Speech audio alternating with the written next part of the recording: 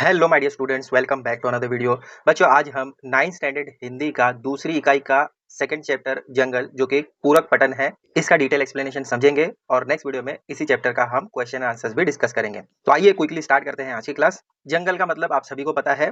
इसकी writer female है, चित्रा मुरुदल इनका नाम है। यहाँ डाउन साइड में उनका परिचय दिया गया है। जन्म 10 सितंबर 1943, चेन्नई, तमिलनाडु।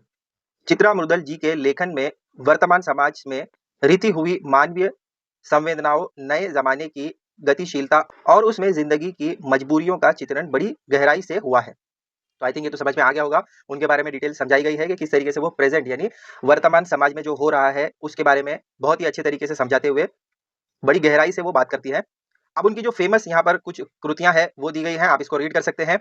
और डाउन यहाँ पर आपको दिया गया है गद्य संबंधी, यानी ये जो पर्टिकुलर आपको पूरक पठन चैप्टर दिया गया है इसमें क्या समझने को मिलता है वो समराइज वे में यहाँ पर समझाया गया है। किसी विशेष घटना की रोचक ढंग से संवाद रूप में प्रस्तुति संवादात्मक कहानी कहलाती है। संवाद का मतलब होता है कन्वर्सेशन। किसी दो लोग तीन लोग के बीच में जब कन्वर्सेशन होता है तो उसको संवाद कहते हैं।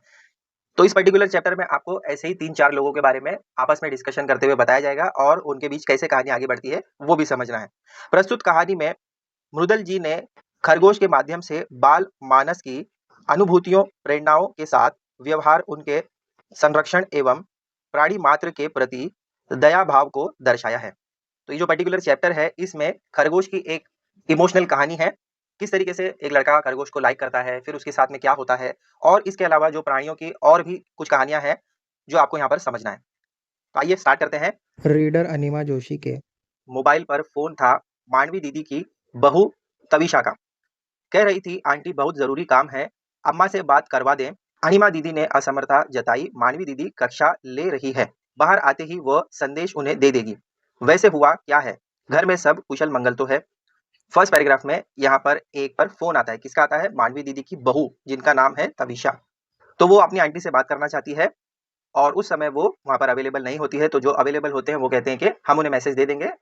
वैसे क्या हुआ है, घर में सब ठीक तो है। इस तरीके से ये बात कन्वर्सेशन स्टार्ट होती है।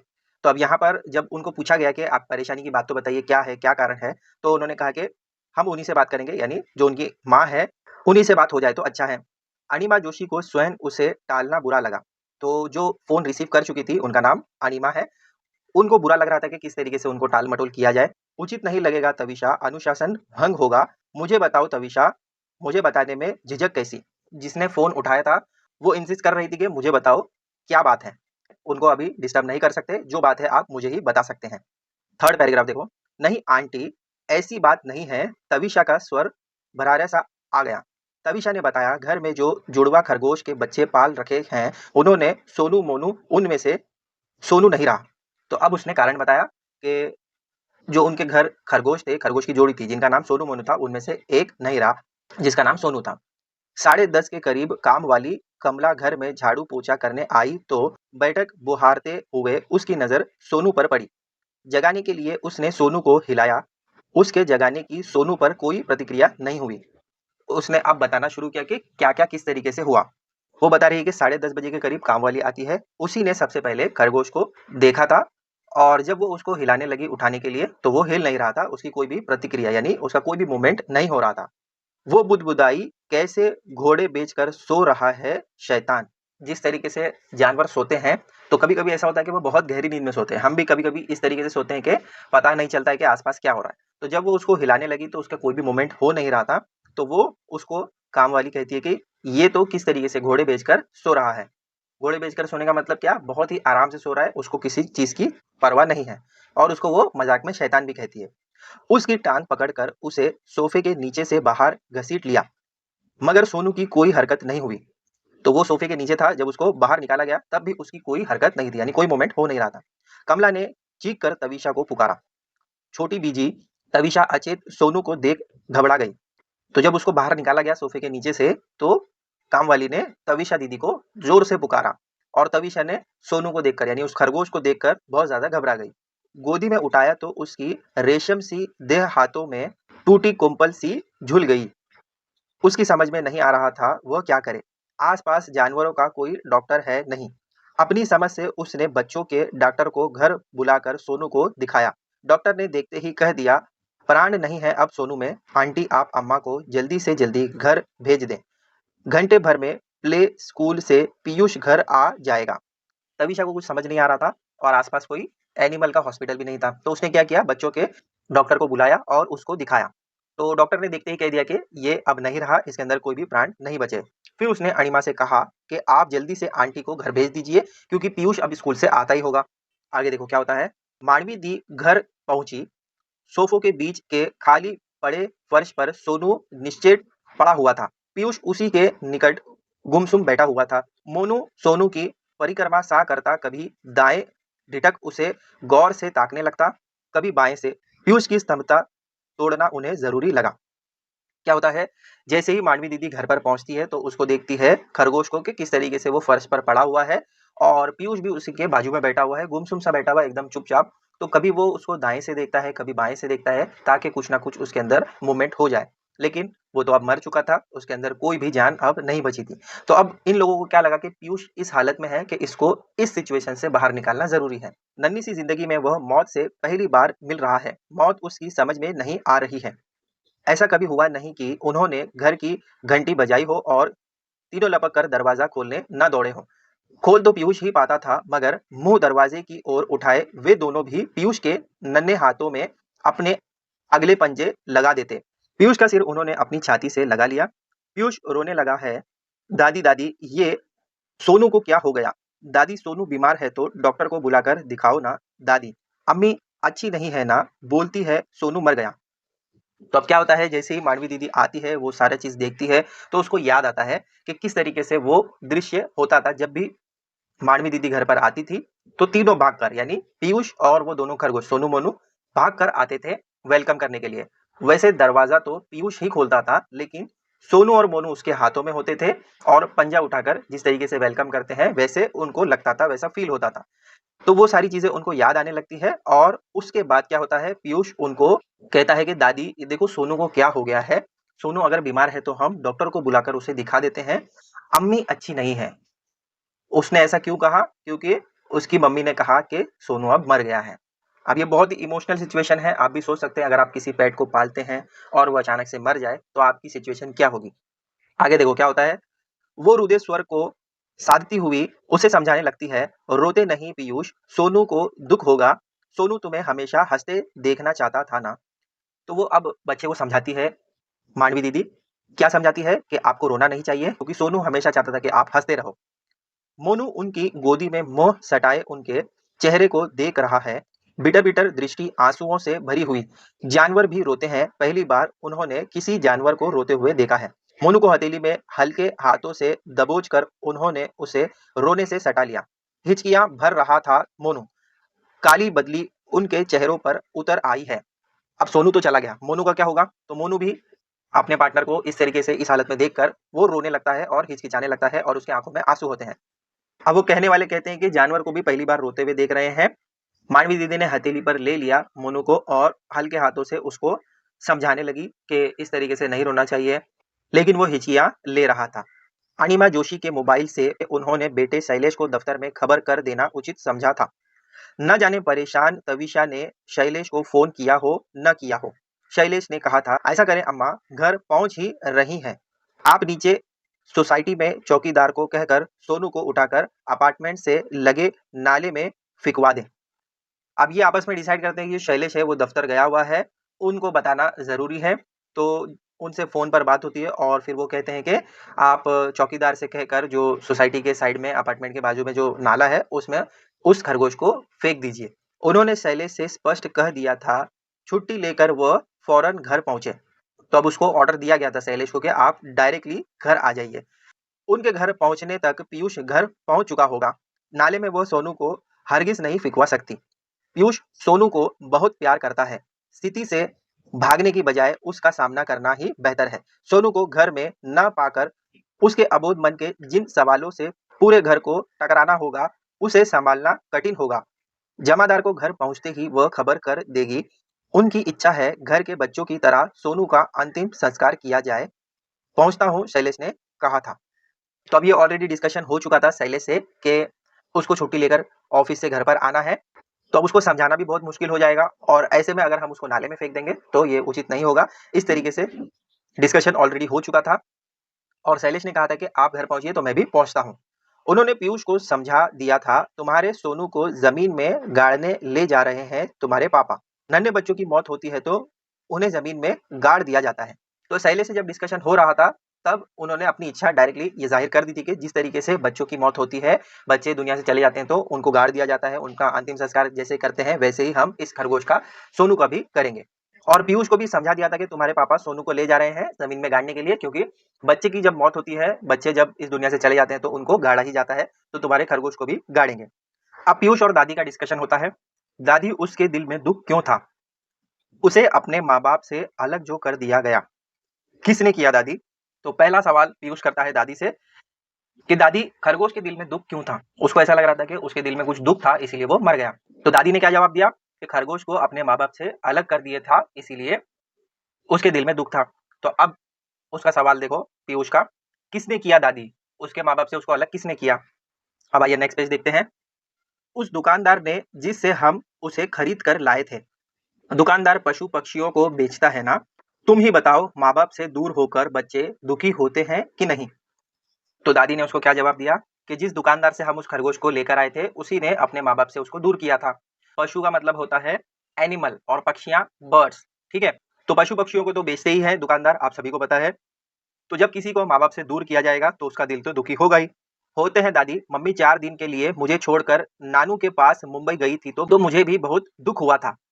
तो अब ये एग्री करता है पीयूष के ये बात सही है कि मम्मी जब उसको 4 दिन के लिए छोड़कर मुंबई मुंबई गई थी तब उसको भी दुख हुआ था, तो ये खरगोश को भी दुख हुआ होगा। तो अब वो उसको समझ में आता है। दादी दादी दुख से मर जाते हैं कभी कभी पीयूष। तो अब पीयूष ने दादी से पूछा, दादी दादी दुख से मर जाते हैं क्या? दुखी होने पर कोई मर सकता है? इस तरीके से उसने क्वेश्चन किया। तो दादी ने आंसर किया कि हाँ, कभी कभी इस तरीके से होता है कि ज्यादा दुखी होने पर मौत भी हो जाती है। सोनू भी मर सकता है, मर सकता है। तो अब ये उसने कंफर्म किया कि क्या ये दुख की वजह से ही हुआ है, सोनू भी दुख की वजह से मर सकता है? तो दादी ने कहा कि हाँ, मर सकता है। कैसे हट पकड़ लिया था पीयूष ने, घर में वह भी खरगोश पालेगा, तोते का पिंजरा लाएगा।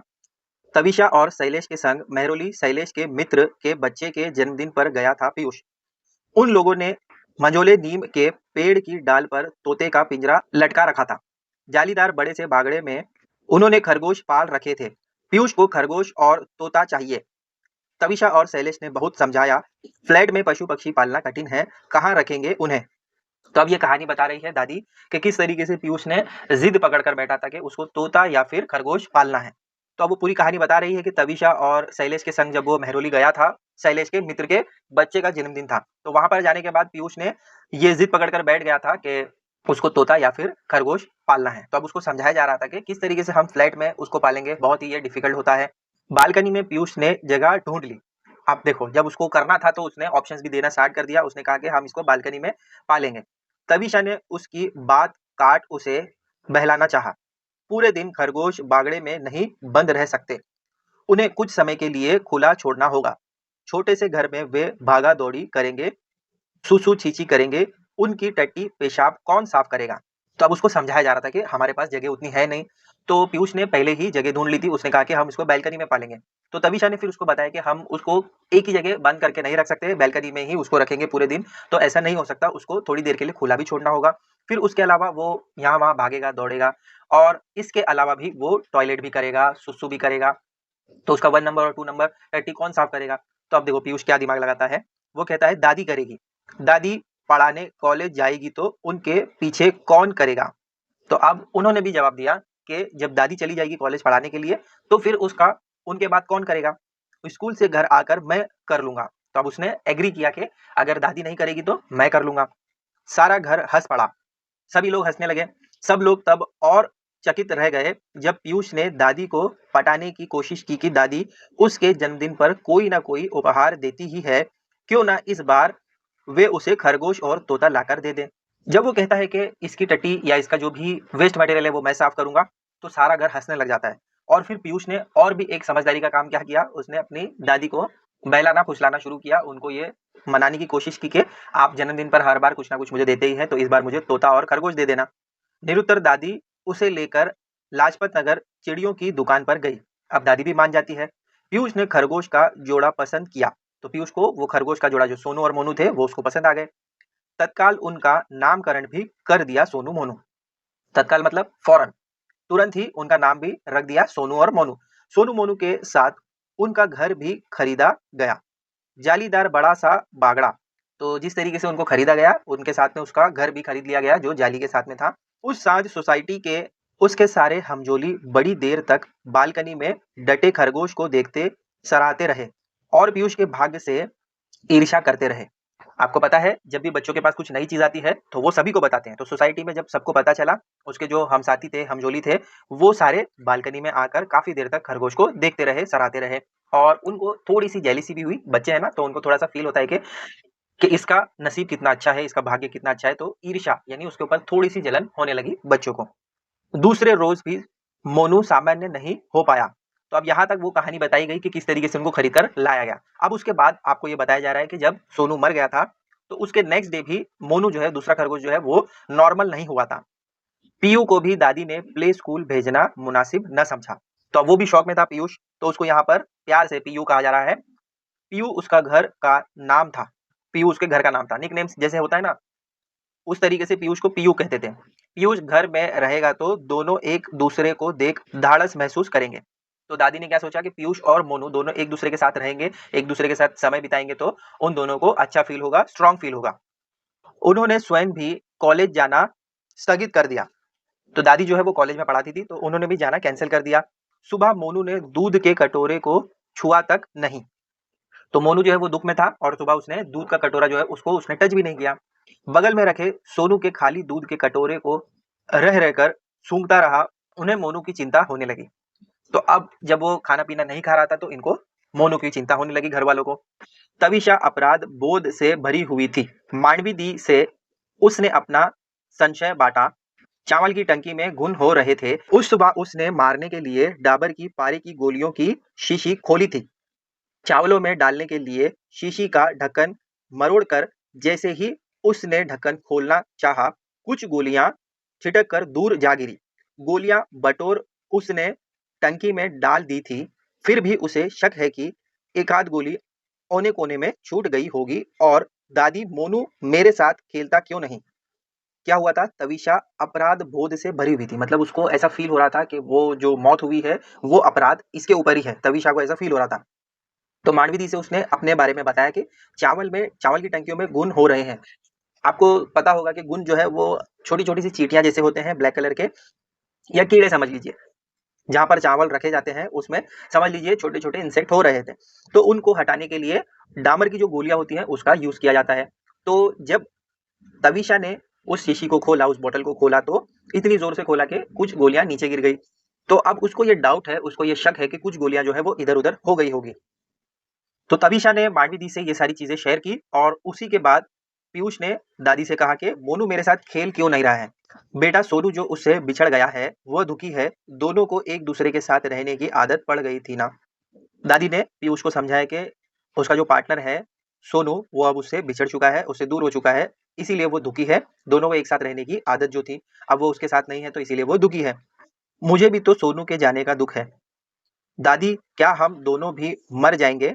तो अब पीयूष ने बहुत ही गहराई वाली बात कर दी। क्या कहा उसने कि जो खरगोश मर चुका है सोनू, उसका जाने का दुख तो मुझे भी है। तो क्या दादी, ये इस दुख से मैं भी मर जाऊंगा और ये मोनू भी मर जाएगा? तो मांडवी दी ने तड़प कर पीयू के मुंह पर हाथ रख दिया। डाटा, ऐसे बुरे बोल क्यों बोल रहा है? पीयू ने प्रतिवाद किया। आपने ही तो कहा था दादी, सोनू दुख से मर गया। कहा था उसे अपने माँ बाप से बिछड़ने का दुख था। जंगल उसका घर है, जंगल में उसके माँ बाप हैं। तुम तो अपने माँ बाप के पास हो। तो जब उसने ये बात कही पीयूष ने कि दुख तो मुझे भी हो रहा है और मोनू को भी हो रहा है, तो क्या हम दोनों मर जाएंगे? तो ये बात सुनकर दादी जो है वो बहुत ही ज्यादा गुस्से में आ जाती है और उसके मुंह पर हाथ रख देती है कि इस तरीके से बात क्यों कर रहे हो? तो फिर उसने याद दिलाया कि ये बात तो आपने ही कही थी कि दुख होने पर कोई भी मर सकता है। तो फिर दादी ने उसको समझाया कि सोनू का मरने का कारण हो सकता है कि उसके माँ बाप से बिछड़ना हो और जंगल उसका घर है। तो जंगल से उसको दूर कर दिया, माँ बाप से दूर कर दिया, इसीलिए हो सकता है कि वो मर गया हो। तू तो अपने माँ बाप के पास ही है। दादी, हम मोनू को उसके माँ बाप से अलग रखेंगे तो वह भी मर जाएगा दुख से। मांडवी दी निरुत्तर हो आई। तो अब पीयूष ने क्या कहा, दादी हम मोनू को उसके माँ बाप के पास भेज देते हैं जंगल में। तो मानवी दी जो है, जो उसकी दादी है, वो निरुत्तर, निरुत्तर का मतलब क्या होता है, उसको वो आंसर नहीं कर पाए, अनआंसर्ड। दादी हम मोनू को जंगल में ले जाकर छोड़ दें तो वह अपने मम्मी पापा के पास पहुंच जाएगा, फिर तो वो मरेगा नहीं ना। तो अब ये उसके दिमाग में था कि अगर माँ बाप से दूर हो जाएंगे तो मर जाएंगे। तो अब वो तरकीब लगाने लगा, उसने प्लान करना शुरू कर दिया कि ये जो मोनू है खरगोश, इसको हम जंगल में छोड़कर आएंगे और ये अपने माँ बाप के पास चला जाएगा तो नहीं मरेगा। तो ऐसी उसकी सोच बन गई थी। दादी कहती है नहीं मरेगा, पर तू मोनू के बिना रह लेगा ना। मानवी दी का कंठ भर आया। तो अब उसको पूछने लगे, क्योंकि वो बहुत जिद कर रहा था खरगोश को लेने की, तोते को लेने की। तो खरगोश किसी तरीके से आ गए थे। अब जब दो में से एक खरगोश मर गया और वो उनके बिना नहीं रह पा रहा था, फिर उसकी दादी ने उसको कहा कि हम इसको जंगल में छोड़कर तो आ जाएंगे, बट तू इसके बिना रह पाएगा। तो फिर पीयूष ने कहा रह लूंगा, ठीक है, शैलेश से कहूंगी कि वो रात को गाड़ी निकाले और हमें जंगल ले चले। रात में ही खरगोश दिखाई पड़ते हैं, शायद मोनू के माँ बाप भी हमें दिखाई पड़ जाएंगे। तो अब उसको समझाने लगी कि रात के समय मैं शैलेश से कह दूंगी कि गाड़ी निकाले और हमें जंगल की तरफ ले जाए, क्योंकि खरगोश जो है रात के समय ज्यादा दिखते हैं, शायद इसके भी माँ बाप दिख जाए। दादी मैंने आपसे कहा था ना मुझे तोता भी चाहिए। उसने कहा हाँ कहा था, अब मुझे तोता नहीं चाहिए दादी। तो उसने खरगोश और तोता दोनों की जिद की थी, अब उसने क्या कहा कि मुझे तोता नहीं चाहिए। मानवी दी ने पीयूष को सीने से भींच लिया और दनादन उसका मुंह चूमने लगी। तो जो मानवी दी उसको समझाना चाहती थी, वो उसके समझ में आ गया कि एनिमल्स जो है उनका घर असल में जंगल ही है। हम उनको शहरों में लाकर पालते हैं, हो सकता है कि कोई कंफर्टेबल हो जाए और कोई कंफर्टेबल ना हो। तो यही उसको समझाने की कोशिश कर रही थी दादी, और वो बात उसको समझ में आ गई और उसने तोते के लिए अब मना कर दिया। और जैसे ही उसने मना कर दिया तो दादी उसे गले लगाकर उसे चूमने लगी। तो यहाँ पर आपका ये चैप्टर कंप्लीट होता है। इससे आपको बहुत सारी चीजें सीखने मिली होगी। नेक्स्ट वीडियो में हम इसका क्वेश्चन एंड आंसर डिस्कस करेंगे। ज्यादा क्वेश्चंस नहीं है इस चैप्टर में, बट इसके अलावा मैं आपको कुछ एक्स्ट्रा क्वेश्चन प्रोवाइड कर दूंगा। तो मिलते हैं बच्चों अगले वीडियो में एक नए टॉपिक के साथ। Till then take care, bye.